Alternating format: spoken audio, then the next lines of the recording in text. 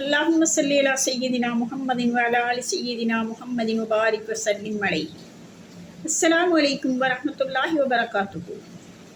முஹர்ரம் மாதம். முஹர்ரம் மாதம் ஆரம்பித்து விட்டது. இது இஸ்லாத்தின் முதல் மாதமாகும்.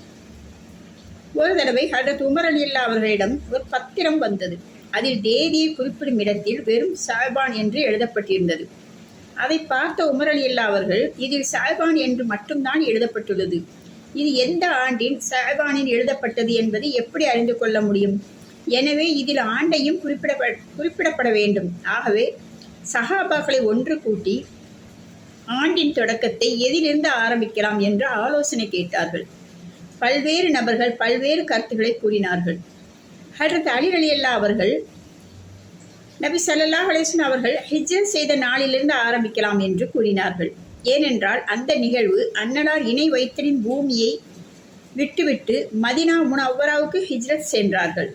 ஹஜ்ரத் உமர் ரலியல்லாஹு அவர்கள் இந்த கருத்தை விரும்பி ஏற்றுக்கொண்டு ஹிஜ்ரத்தின் ஆண்டை நபி ஸல்லல்லாஹு அலைஹி வஸல்லம் அவர்கள் ஹிஜ்ரத் செய்த நாளிலிருந்தே ஆரம்பித்தார்கள். ஹிஜ்ரி ஆண்டு ஆரம்பித்த சரித்திரம் இதுவேயாகும். நாம் ஹிஜ்ரி காலண்டரின் கணக்குப்படி ஒரு ஆண்டை பூர்த்தி செய்துவிட்டோம். மேலும் புதிய ஆண்டில் கால் எடுத்து வைத்து விட்டோம். இவ்விடத்தில் நாம் சற்று சிந்தித்து பார்க்க வேண்டும். அதாவது கடந்த ஆண்டில் நாம் என்னென்ன லாபங்களை அடைந்தோம், மேலும் என்னென்ன நஷ்டங்களை அடைந்தோம், அல்லாஹ்விற்கு பொருத்தமாக எவ்வளவு வாழ்நாளை கழித்தோம், அல்லாஹ்வின் மாறுபாட்டில் எவ்வளவு வாழ்நாளை கழித்தோம். முடிவாக அல்லாஹ்வின் பொருத்தத்துடன் கழித்த வாழ்நாட்களை நினைத்து அல்லாஹ்விற்கு நன்றி செலுத்த வேண்டும். பிறகு அல்லாஹ்வின் மாறுபாட்டில் கழித்த வாழ்நாட்களை நினைத்து பாவ மன்னிப்பும் தௌபாவும் கேட்க வேண்டும். மேலும் இனி வரும் ஆண்டில் மட்டுமல்ல, முழு வாழ்வையும் அல்லாஹ்விற்கு பொருத்தமாகவும் அண்ணன் நபி ஸல்லல்லாஹு அலைஹி வஸல்லம் அவர்களின் வாழ்க்கை வழிமுறைகளுக்கு ஒப்பாகவும் வாழ்வோம் என உறுதியான எண்ணம் கொள்ள வேண்டும். இதுவே இஸ்லாமிய புத்தாண்டின் தூதாகும். நபி ஸல்லல்லாஹு அலைஹி வஸல்லம் அவர்கள் அருளியுள்ளார்கள், அல்லாஹ் வானங்களையும் பூமியையும் படைத்த நாளிலிருந்தே காலம் தனது அமைப்பில் சுழன்று கொண்டே வருகிறது.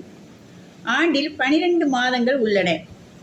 அவற்றின் 4 மாதங்கள் கண்ணியமும் மகத்துவம் மிக்கதாகும்.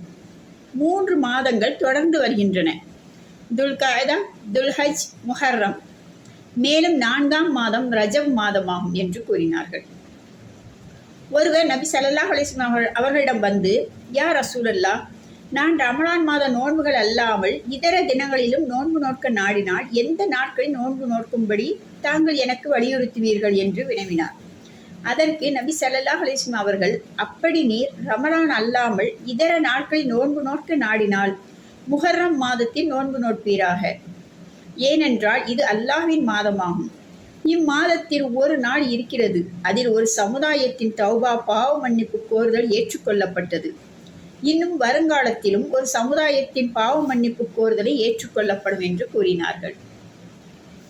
மற்ற ஹதீஸில் அண்ணன் நபி ஸல்லல்லாஹு அலைஹி வஸல்லம் அவர்கள் மிக தெளிவாக கூறியுள்ளார்கள், ரமலானுக்கு பிறகு அனைத்திலும் சிறந்த நோன்பு முஹர்ரம் மாதத்தின் நோன்பாகும்.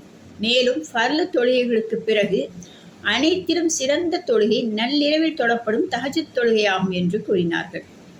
முஹர்ரம் மாதத்தின் 10ஆம் நாளிற்கு ஆசுரா என்று கூறப்படும். ஹதீஸில் இந்த நாளில் நோன்பு நோட்பதற்கு நிறைய சிறப்புகள் கூறப்பட்டுள்ளன. ரமலான் நோன்பு கடமையாக்கப்படுவதற்கு முன்பு வரை ஆஷுரா நோன்பே கடமையாக இருந்தது. ஆனால் ரமலான் நோன்பு கடமையாக்கப்பட்ட பிறகு இந்த நோன்பு சுன்னத் என்ற அந்தஸ்தை பெற்றிருக்கிறது. மேலும் நஃபிலான அனைத்து நோன்புகளிலும் மிகச் சிறந்த நோன்பு ஆசுரா நோன்பே ஆகும். ஆசுராவுடைய நாளில் மட்டும் நோன்பு நோட்பது ஒரு விதத்தில் வேதக்காரர்களுக்கு ஒப்பாக தெரிந்தது. எனவே நபி அவர்கள் வரும் ஆண்டில் நான் ஆசுராவுடன் 9வது நாளிலும் நோன்பு நோட்பேன் என்று கூறினார்கள். ஆனால் அன்னலாருக்கு வாய்ப்பு கிடைக்கவில்லை. அதற்கு முன்பே நபி அவர்கள் இவ்வுலகிலிருந்து விடைபெற்று சென்று விட்டார்கள். நபி அவர்கள் ஆசுராவுடைய நாளுடன் இன்னொரு நாளிலும் நோன்பு நோட்பேன் என்று கூறியிருப்பதால் உலமா பெருமக்கள் 9, 10 அல்லது 10, 11 ஆகிய தினங்களில் நோன்பு நோட்பதை முஸ்தஹபாக ஆக்கியுள்ளார்கள். நபி ஸல்லல்லாஹு அலைஹி வஸல்லம் அவர்கள் கூறியுள்ளார்கள், ஆசுரா நாளில் நோன்பு நோட்பதினால் முந்தைய ஓராண்டின் பாவங்களை அல்லாஹ் மன்னித்து விடுவான் என்று அல்லாஹ் தஆலாவின் உள்ளமின் மீது முழு நம்பிக்கை இருக்கிறது.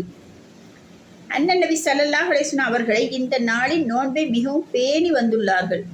ஹதரத் அப்துல்லா இப்னு அப்பாஸ் அவர்கள் கூறுகின்றார்கள், நபி ஸல்லல்லாஹு அலைஹி வஸல்லம் அவர்கள் ரமலானிலும் ஆசுரா நாளிலும் நோன்பு நோட்பதை மிகவும் பேணி வந்ததை நான் பார்த்துள்ளேன்.